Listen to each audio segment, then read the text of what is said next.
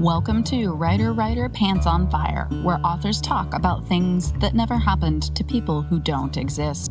We also cover craft, the agent hunt, query trenches, publishing industry, marketing, and more.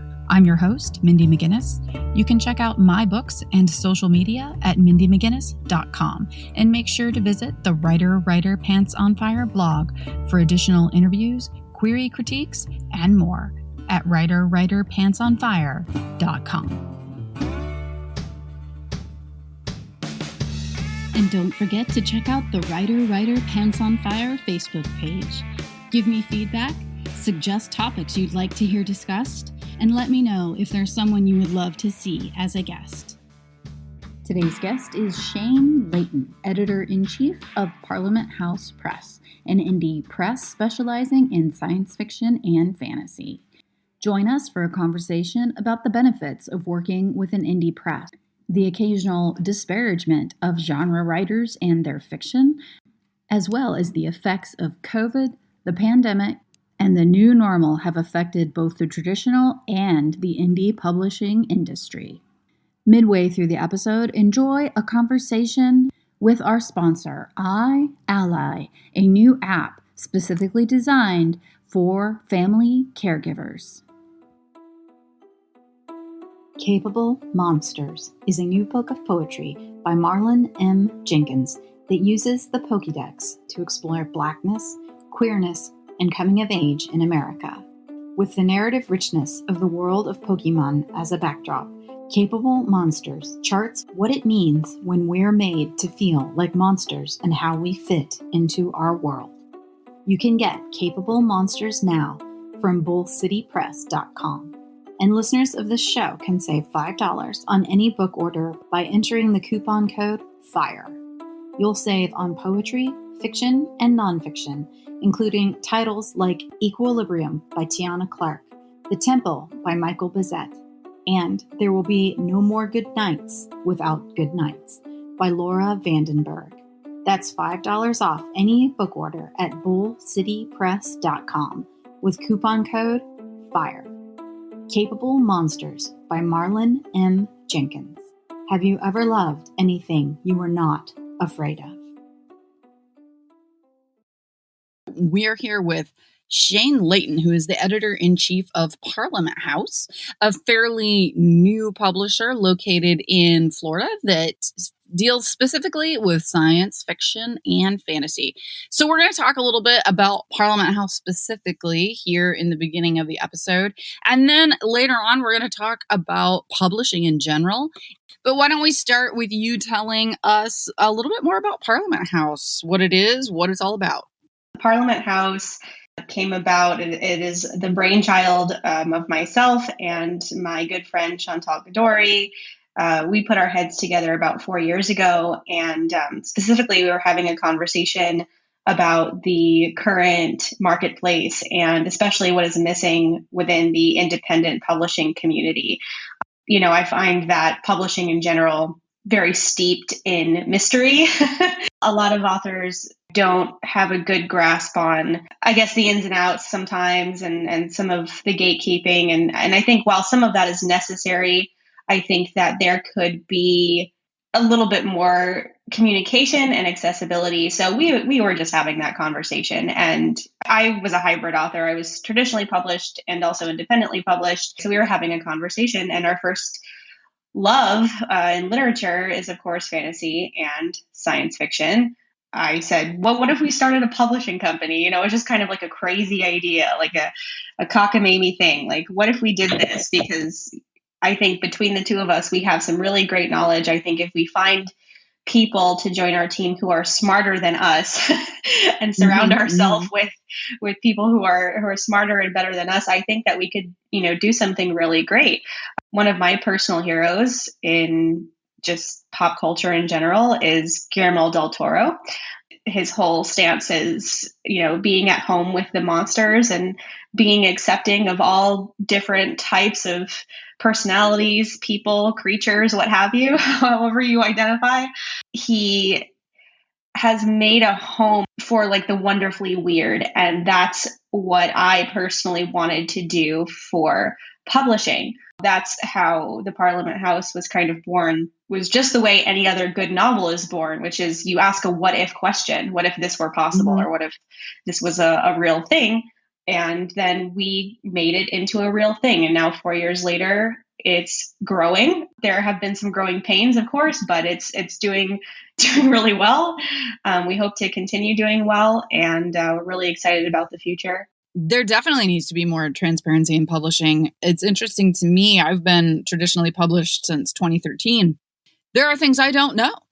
I just don't know. So, for example, I don't know when a publisher sells a copy of my audiobook to a library, I don't know what it costs and how much of that cut I get. Like, if that was a question that just came up the other day with friends of mine, I could find the answer. I could ask and find out, certainly. I mean, it's not like anybody would refuse to tell me, but there are so many at the basic level questions that could easily be answered, and it's not going to harm the publishing industry to share a little bit more.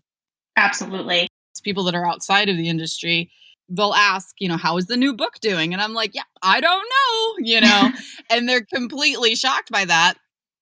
And I have to explain, look, I won't know until I get my royalty report in 6 months. Those are 6 months behind in timing. Mm-hmm. So I actually won't know how the book's doing for about a year as far as like hard numbers. And people are generally shocked by that. Now, I do have friends who have wandered into the self-publishing and indie world, and they tell me that there is kind of a double-edged blade there in being able to have daily reports on how many books you've sold, Mm-hmm. because it can get a little bit anxiety producing when you can see the immediate feedback of everything that you're doing or not doing. It can also be too much information. Interesting question. I mean, I do think that publishing, it would not hurt anyone to be a little more forthcoming. I also understand that if I knew daily what my sell rate was, I might go a little bit crazy. If you're working with a small independent publisher, like, let's say you were working with the Parliament House, there's a little bit of a co-op energy that goes on there. I think more so than like working with a major trad publisher. That, in my opinion, tends to be a little bit sterile just because they have so many things that they're dealing with, of course, but you get the benefit of having that big marketing machine behind you. Sometimes, not every time, of course, but that's kind of an industry misconception, is that, if you are a part of a major trad publisher, that you're going to be an overnight rock star, which, can definitely happen. And it's more likely to happen in that situation, but it's not always the case. I strive to be as communicative as possible with our authors. So like just this morning, I got an email from one of our authors like, hey, I would love an update as to how, my title's doing. And so that's pretty easy for me to see. I just go into our distributor dashboard. I have a look. I can send her a screen grab, and, we have a good understanding and a good back and forth. I know not every publisher is willing to do that. We do that because we heavily rely on working hand in hand with our authors from a marketing standpoint. I mean, yes, we absolutely do have our marketing team, somebody who's sending out your press release, trying to get publicity for you. We absolutely do have all of that in place. That's our job. That's why we're here. But because we don't have that big marketing machine behind us, we need that help, and we need to work hand in hand with our authors. So it's like I find that the authors who are more involved, have a little bit of a louder voice, are asking more questions, are actively coming up with their own kind of marketing ideas. The more that happens, the more we have to build off of and to support and bolster those efforts. Amazon, I know, is, their royalties are deferred by, I think it's 60 days. A couple of other stores are deferred as well. So it's like, your publisher has to wait just like you have to wait. But if I can see something and share that with you currently, while we're working together to make a plan to get your book to the right readers, then why not do that? I always tell incoming authors who have questions like, why should I go with an independent publisher? Like sometimes I get that question. You can find success. Each publishing avenue can benefit different types of personalities and different types of authors. Some authors are better suited to self-publish, and they will do wonderfully. One of my really good friends is Shelley Crane, who wrote Significance, Wide Awake. She's a New York Times bestselling author. She did that all on her own. She's self-published, and she is phenomenal. Some authors like to have that kind of intimate community, that team behind you, that collaborative effort. Recently, we've achieved a couple of cool things for our authors. We got our first starred review with Publishers Weekly, which was really cool. So there's definitely benefits to having that team behind you and that publisher behind you. So, or if you want to go the traditional route, absolutely do that. But anybody who dismisses like self-publishing as a way to find success, I think that's BS. I think that different things are right for different people. And the only way that you're going to know is if you try to get the experience from all of those. And I know just from my experience in the trad world, I am very active. Even though I'm published by HarperCollins, I'm very active with my own promotions and doing events and making myself visible and doing speaking and writing classes. Very active, or used to be more active on social media, but I'm always there and I'm always doing everything I can every day to draw attention to my books. I do believe that I move the needle, but I have no indicators of how much. So, for example, I used to do a physical mailing. My books have had luck in different states with winning like librarian awards and things like that. Mm-hmm. And so in states where I have won awards, I have a database of libraries in that state. And I started doing physical mailings. I don't know if you can hear that. I live in a condo building, and of course, they're deciding to drill right now. Oh, that's okay. Personally, I think that having like little noises actually makes it more conversational and real for the listeners. So it's not a problem. But I would do these physical mailings of postcards to libraries all across the state, every single public library in my own state. But then I'd won some awards in Maryland, and I won an award in Oklahoma. And so I had, at one point, like a very significant thousands, I think 3,000 to 4,000 mailers that I would send. And so getting them printed, postage, mailing those out, that got expensive and time consuming. Like, I had no way to measure, are these physical mailings doing any good at all? Is anyone even noticing them? Are they ending up in a trash can?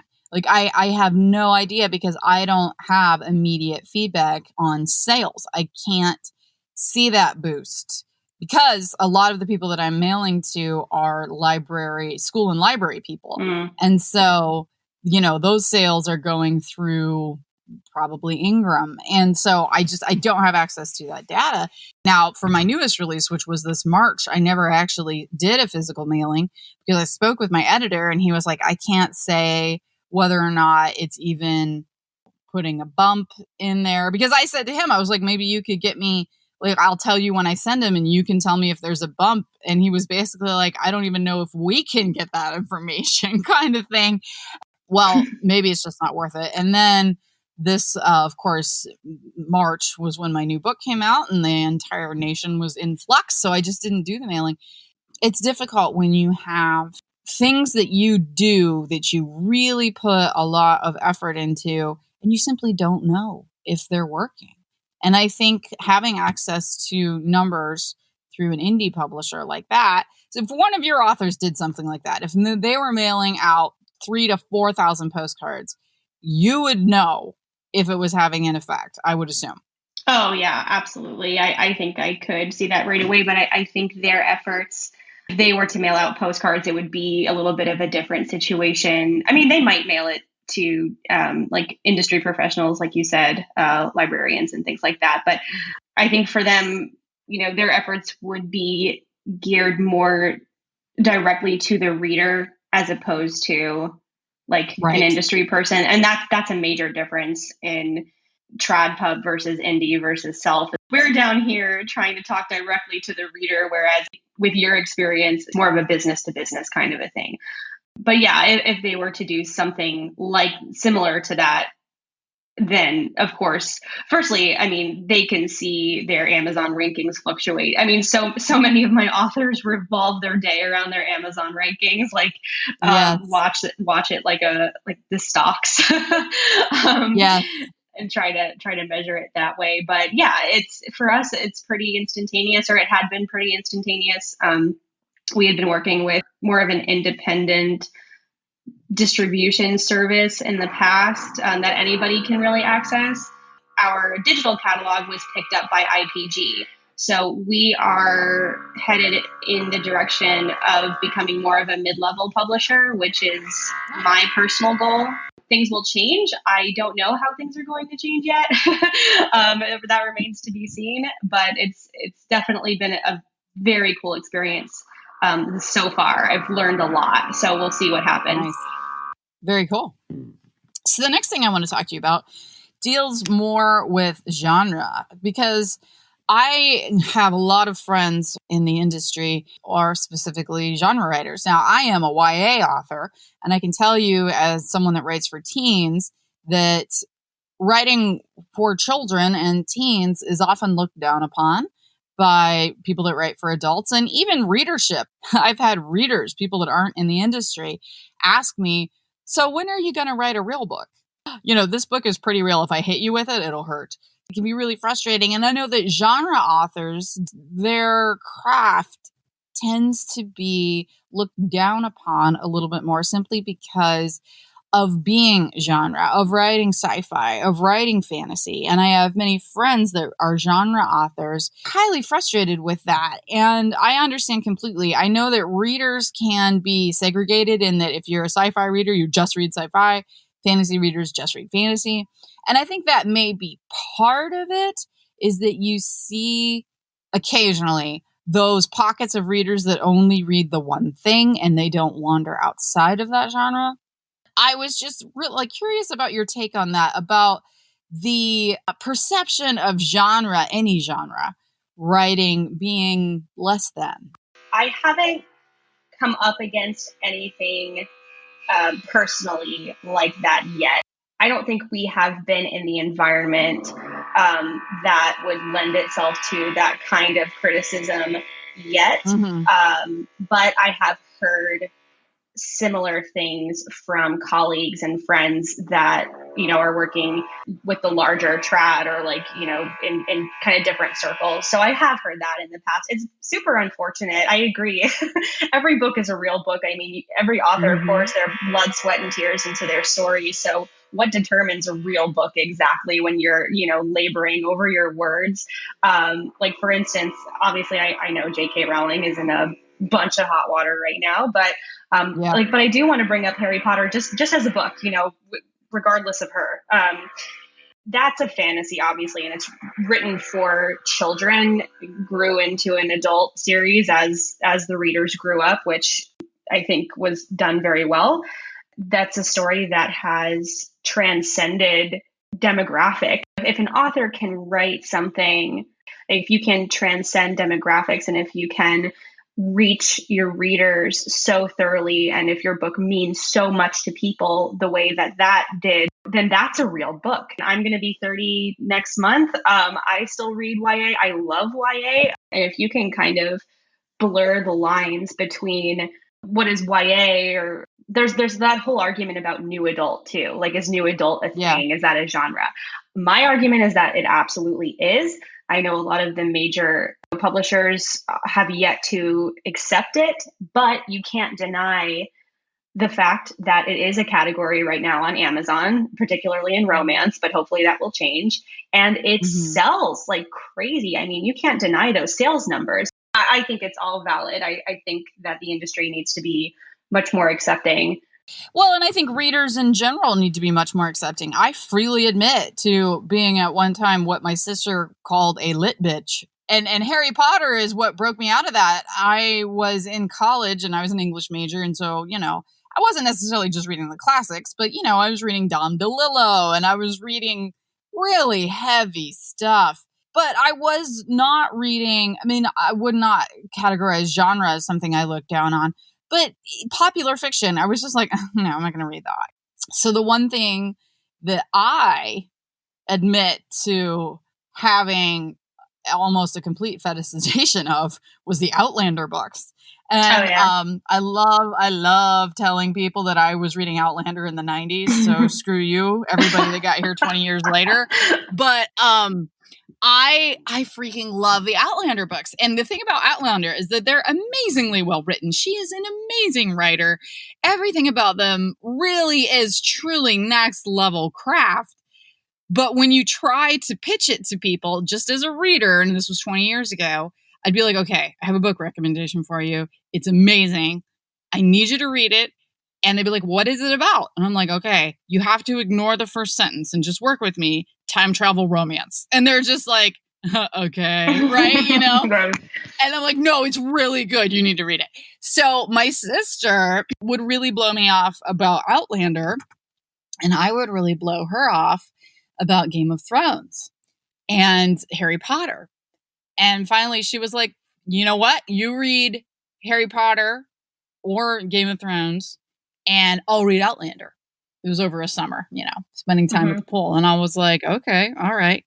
And both of us end up having 2, 3, 4, 5 hour-long conversations about these books that each of us had dismissed. That's wonderful. For one reason or another. That just gave me chills though, because that's what it should be. I wish there was more of that in the world. I feel like on your bookshelf, you can simultaneously have a key spot for the Secret History by Donna Tartt, right?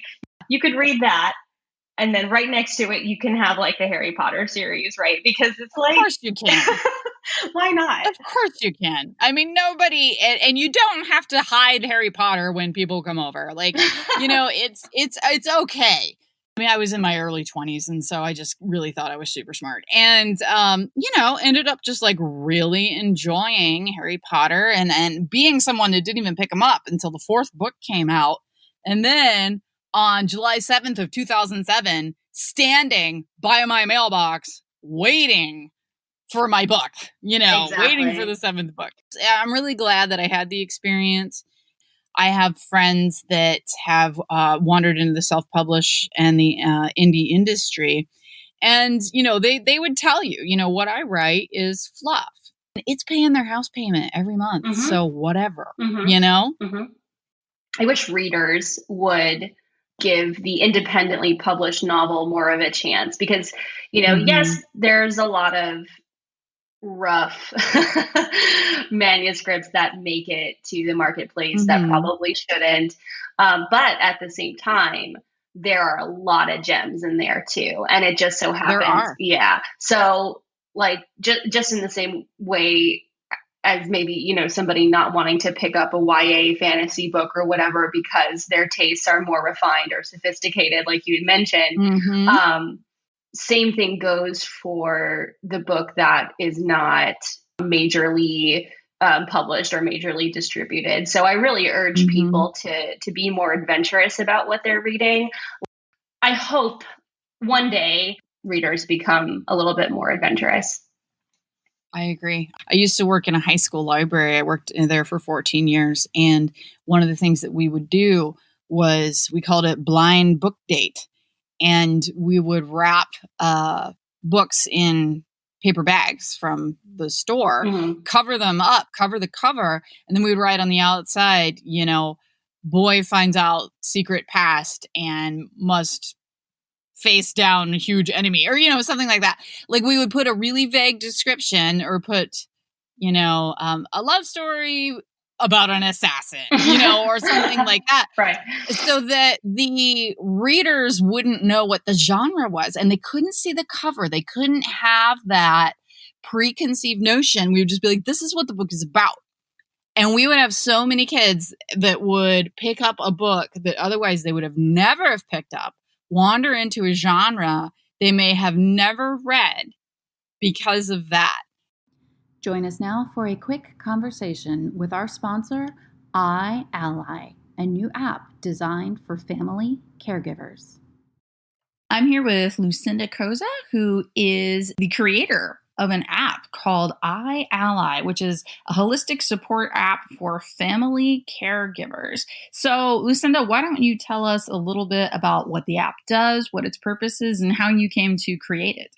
So I created iAlly after I became my father's full-time caregiver in late 2018. He had suffered several strokes and I became his caregiver, even though I had siblings and other people that I expected to help out in this situation, which I've found out since is really common, just all fell on me, on one person, usually female as well. Mm-hmm. I had a really, really tough time, and I noticed a real lack of advocacy and support and any sort of resources for the family caregiver specifically. There were social workers and their job was to help the hospital or the health insurance. There was no one that asked me if I was okay or if I could even accomplish the tasks that were being asked of me. Especially when the pandemic started, I just thought this is unacceptable. I have to create something. There are so many of us. There are over 40 million unpaid family caregivers in the US alone. We're just invisible. Well, we need to be connected to each other, at least. If we're invisible to everyone else, we have to be visible to each other. I created iAlly as a way for us to connect and provide mutual aid and support, but not just support, but actually action-based solutions and resources. Since its creation, I've been able to implement financial courses, financial literacy courses, legal counsel, along with a legal matching service. So it matches you with someone in your state. There is access to mental health treatment through chat therapy, as well as obviously telehealth. And then also you could meet your therapist in like a park and do sort of like a walk and talk therapy session, which is particularly helpful for someone like a family caregiver who does not have time or flexibility to devote to their own care. I've been able to add all of these different elements like digital matching service for available clinical trials for your patient. So there's lots of really cool resources that are involved. My mission is to just empower the caregiver finally.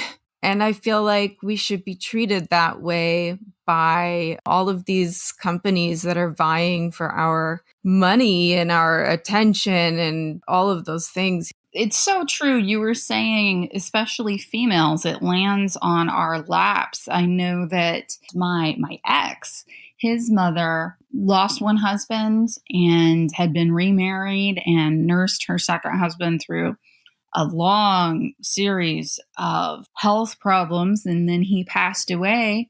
And then her brother had become ill and been ill for a while. And his doctor actually suggested to him, why don't you just move in with your sister? Never bringing her wants or needs or life into account. Just simply, she's a retired older woman. I'm sure she would just love to take care of you.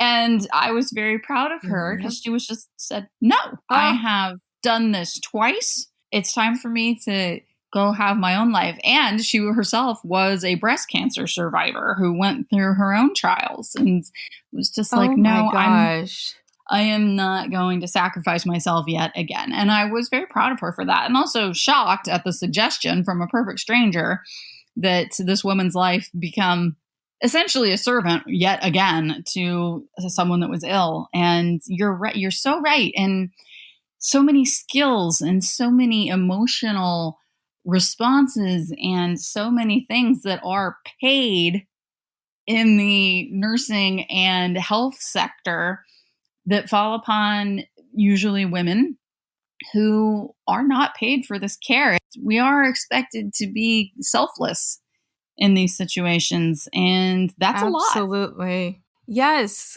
it's an automatic expectation that we will serve. If we don't want to complete these tasks or perform this full-time job for no pay, it's like something's wrong with us. Your responsibility by default, which is certainly not a copacetic situation for anyone. And if you choose to pass on this great opportunity, then it is a reflection upon you, and I don't know, maybe lack of compassion, when instead you're simply standing up for yourself and saying, no, I don't want this. I think it's wonderful that you've created this app. Again, it is called Ally, and it is a holistic support app for family caregivers. As Lucinda said, it connects users to mutual aid, administrative advocacy, telehealth. There's also a database of providers, financial and legal counsel, access to clinical trials, and of course, just the community of other caregivers and people who are in this situation. So thank you so much for coming onto the show and for the opportunity to share with my listeners about your app, iAlly. Thank you. Thank you so much. So I want to shift gears now and talk about publishing in general, and specifically about COVID, because we've been doing this for 6 months now. I know what the effect has been on the trad market because I was touring. My last book, my most recent book, released on March 3rd, and I came home from a week of touring and the country shut down. I was supposed to be, I had things scheduled. My publisher had things scheduled for me, but I also personally had scheduled things for about 6 weeks straight. I was simply not going to be home. And we got 1 weekend and everything shut down.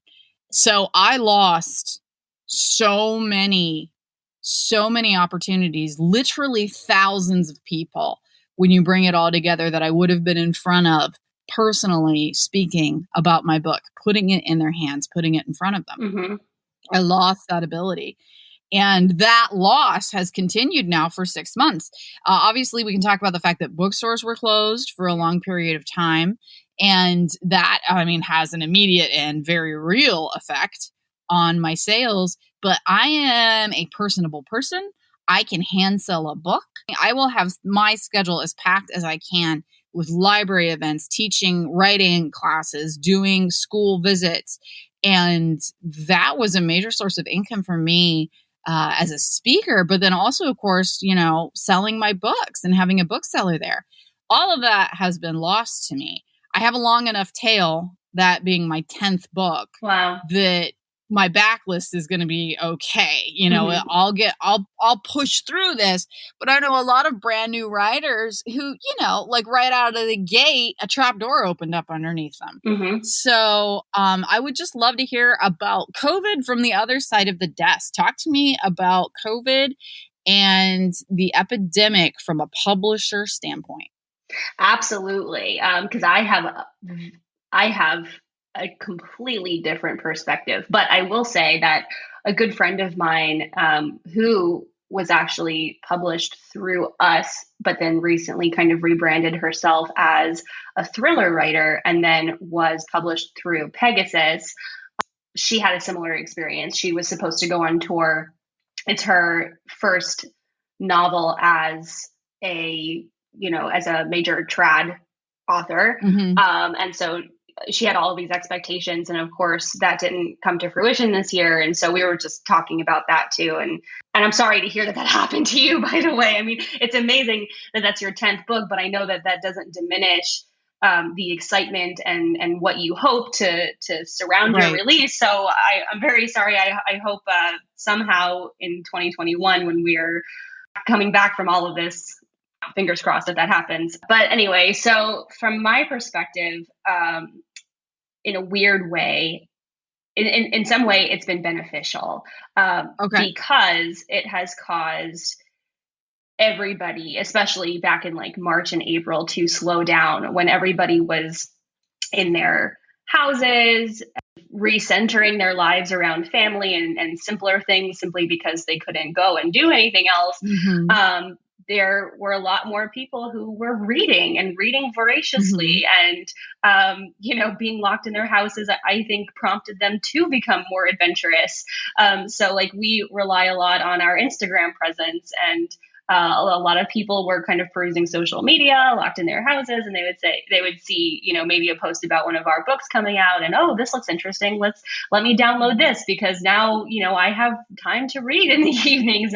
From that standpoint, it has been very beneficial. And because, the world kind of slowed down for a while, it gave us a little bit more cushion to be more productive and to step back and to reevaluate some of the things that we were doing. So another side of it is, working with printers. We work both with Ingram and with KDP to manufacture our print books. And both of those companies have experienced backlogs with printing and manufacturing.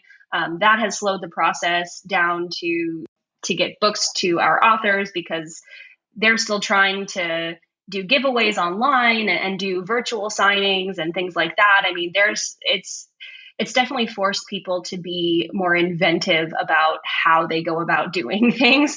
But people still need their books yesterday, and that's become a little bit more of a challenge. So, I mean, obviously, it's very unfortunate that it has affected our local bookstores, our mom and pop bookstores, which I am an advocate to, bring your business there and to buy books there. As opposed to Amazon, which is a little bit counterproductive of me to say because our physical catalog is not like widely distributed to stores. So, we rely on Amazon and Barnes and Noble online for people to purchase their books and everything.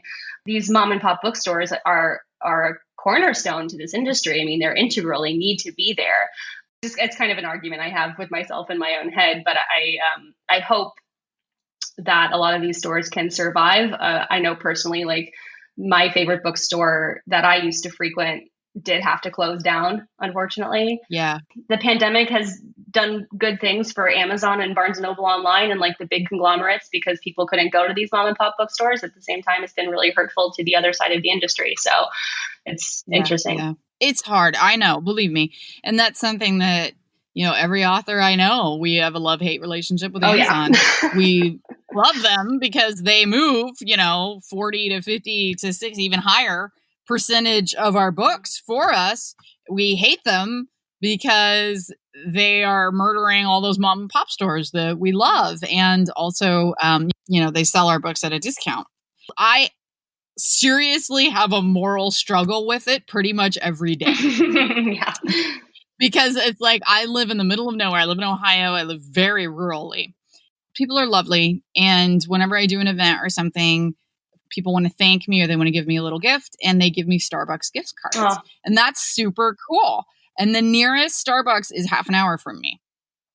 Wow. Yeah, I know. People are often shocked. That's usually what I use as the parameter for how rural I am. Wow. Starbucks is half an hour away. McDonald's is 15. That's crazy. As somebody who That's where I live. I live in South Florida, so it's just one city piled on top of the other. And I actually crave more of a rural life, so I envy you. It sounds actually nice. I love where I live. I love where I live. And then, I just put the gift cards into my phone. And when I'm traveling, it's great. I'm like, I'm good. I can have coffee for free for like a year. That's awesome. Yeah, it is. But that's the kind of thing that I deal with when it comes to shopping. Because if I need a tweezers, a book, and spaghetti sauce, me getting those things where I live, I would have to make 3 different stops to get those things. Yeah. And Amazon, I can be like, I need these 3 things and they have it to me tomorrow. They're very smart and they murder you with their convenience. And That's you're just like, yeah, sure. That sounds great. Yeah. Point being, I love hearing this, that indie publishers and maybe even larger publishers as well. I don't know what the outlook is for them as far as sales. I do pay attention to industry numbers and things like that. I do know that generally one of the arenas that saw a huge boost, of course, was educational materials for children. Suddenly blew up the same way adult coloring books did, a couple years ago. Yep. Something that has come about as part of this that I mourn and I hope that we see recover is that audio was really having a heyday, and audio was suddenly just becoming something that you could really count on audio sales, and you could count on people searching out that particular medium, and audio was really hitting a boom time. And then pandemic, and people aren't commuting anymore. And I was reading the other day that audio sales have become much more sluggish, and that there's been difficulty of selling those rights now because we don't know how much longer working from home situations will continue.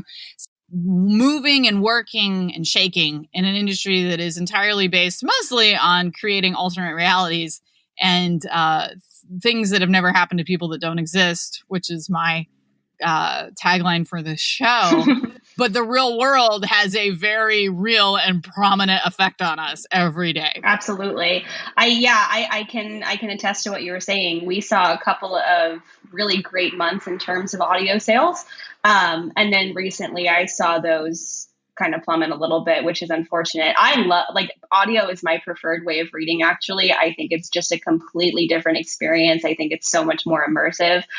So I really hope that people pick up audiobooks more frequently, because it's like I said, it's just so immersive. It's so much fun. Most of my listeners are, in fact, aspiring authors, although I'm sure I have quite a few readers out there as well. Something that has greatly impacted the publishing industry lately is a paper shortage, which sounds like the weirdest, most bizarre thing in the world, but it's true. And I don't mean toilet paper. I mean paper. It is difficult to get to printing now. And that is something that I've had to explain to people. I mean, I don't know my print run numbers for my book that's releasing in February, but I do know that they are not doing any ARCs whatsoever. Wow. I don't believe they're doing any for anyone. So if you could talk a little bit about why there's a paper shortage and what the heck is going on, that would be great. You know what? To be honest, I personally don't even know. It's interesting. When you had mentioned that in our email exchange back and forth, I actually had to look it up, because we right now are still print on demand. There's a backlog. So when we're trying to order ARCs or even just get books out to readers or out to, whomever, it's been taking a lot longer. So before, if we ordered, let's say, a carton of 50 books, to print and ship in a nutshell, it would take 2 weeks. And now it's taking a month or longer. So we're experiencing that. And I'm sure KDP, Ingram, Nook Press, or whatever you're working with, I'm sure that that's part of the reason. And it's also partly that they just don't have the manpower. I'm sure they didn't bring back all of their employees. My husband and I are going on a camping trip soon. And we realized there was also a bike shortage. So it's COVID, and the pandemic has affected a bunch of things in a really weird way. Basic raw materials, I'm finding, are just harder to come by. I did some antique shopping at the beginning of the summer, and I have a bed with has to have a very specific size mattress because it's not a traditional bed frame. And so I had to order a special order mattress, and I went in and I talked to the guy at the mattress store, and he's like, wow. He's like, I'll put in the order and, gladly take your money. But I'm telling you, it's going to be a while. That was 8 weeks ago. And I called the other day and was just like, hey, I'm just checking in, making sure that you didn't forget. And he was like, no. He's like, I called and I followed up on this the other day, and they haven't even begun yet. Yeah. Because they don't have the raw materials to make a freaking mattress. Right, exactly. I was, just kind of getting back to books, I had placed an order for one of our authors. It was she was waiting for 30 copies for a signing. So of course, I have to go through Ingram and make sure all of that happens. And so I think 2 weeks had gone by or something like that. It was like 2.5 weeks. It was enough time to definitely, like in the past, to have these books printed and then shipped. They should have been getting shipped off to her. And so she nudged me and she was like, "Hey, I haven't heard anything about, those books yet. Are they on their way? What's going on?" And I looked and they were still printing. It was still in the printing phase. It has been crazy. Last thing that I want to talk to you about. Everybody in publishing, everybody knows that, holiday season is a huge boon for us. So what are we expecting for 2020 holiday? What's on the horizon? I can tell you what's not on the horizon is Is dystopian books. I think people are not going to pick up a dystopian fantasy for a while. I think they've because we're living it. Because we are living it. I think they've had enough of that. So I don't think that's going to be the case. Personally, for us, we've got a couple of really great contemporary urban fantasies that are coming out in time for the holidays, and they definitely gear more toward the fun and the funny and the whimsical. A book that's been getting a lot of buzz from our catalog is called "The Part About the Dragon Was Mostly True" by Sean Gibson. That's the one that that recently got the starred review from Publishers Weekly. Very funny, and I think that that's going to be the kind of thing that readers are going to look for this holiday season. I think they're going to look for things that boost their serotonin levels, whether it be, romance or, you're talking about frothy books. I think frothy books are going to do really well. They're important. Froth or not, froth is important too. So, and, anything that kind of lightens the mood and brings the joy back, I think is going to do very well. And also into 2021, I think those books are going to continue to do well. That's what we anticipate. I think also what might happen is people are going to want to feel comfortable. They're going to want that comfort and the nostalgia. So they're going to go back to what's familiar. So you're going to see a lot of people rereading books that they've loved in the past. So that's a good point. I agree. I think that'll happen too. Since a lot of my listeners are in fact writers, why don't you tell us about the submission process for Parliament House? Absolutely. It actually changes season to season. We try to be very transparent, like I said before, very accommodating of authors from all walks of the industry. So when we open our submissions back up again, which will be sometime in the spring, we accept submissions from unagented authors. The submissions process is a little bit different than other publishing companies because we do the standard write us a query. We put a lot of weight on your query letters and your pitch. And your first 3 chapters include in the body of the email. So we go through that. And once we find something we really love or we really think is interesting and we want to request a full, we request the full. But on top of that, we also request a video submission. That's created a little bit of a conversation among agents, particularly in the industry. I've gotten some interesting feedback about that and a lot of questions. The reason why we do that is because we are a very author-centric company. We try to work hard with our authors to not only establish, the particular title's launch for release day, but we also work hard to help our authors establish their brand and their voice, like you were talking about, to lay the foundation so that as they continue to publish, they have that very distinct, carved out brand. So we want to get to know you. We want to get to know what's important to you, the themes of your book, what you want your readers to take away. If you have a certain standpoint on any social issues or issues that are very important right now, we want to know about that because that's all going to come into play with your branding and who you are and how you talk to your readers and the kind of readers you engage, right?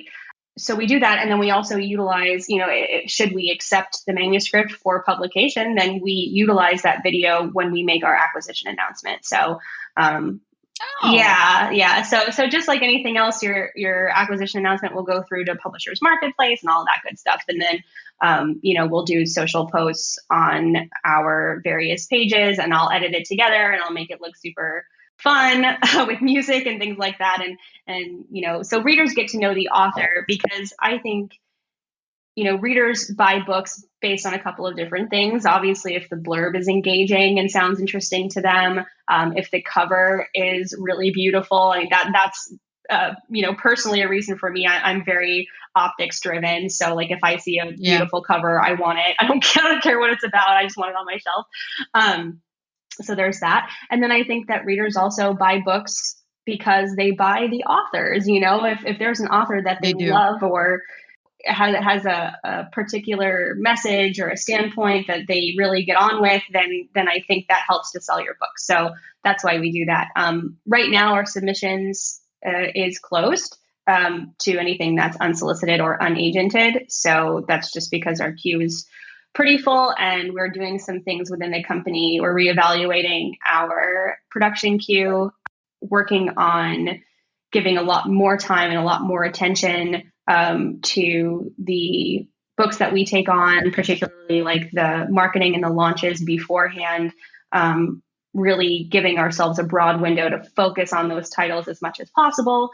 So as we get into 2021, we're going to have a much more established or a better idea of the steps we want to take for those new titles coming in. So so we'll be opening our submissions again, like I said, in spring of 2021, and we're excited to see what comes in. Awesome. And lastly, why don't you tell listeners where they can find Parliament House online? Sure. Our headquarters is parliamenthousepress.com. You can also find us on Twitter at Parliament Books, and you can find us on Instagram at The Parliament Press. Writer, Pants on Fire is produced by Mindy McGinnis. Music by Jack Corbel. Don't forget to check out the blog for additional interviews, writing advice, and publication tips at writerpantsonfire.com. If the blog or podcast have been helpful to you, or if you just enjoy listening, please consider donating. Visit writerpantsonfire.com and click Support the Blog and Podcast in the sidebar.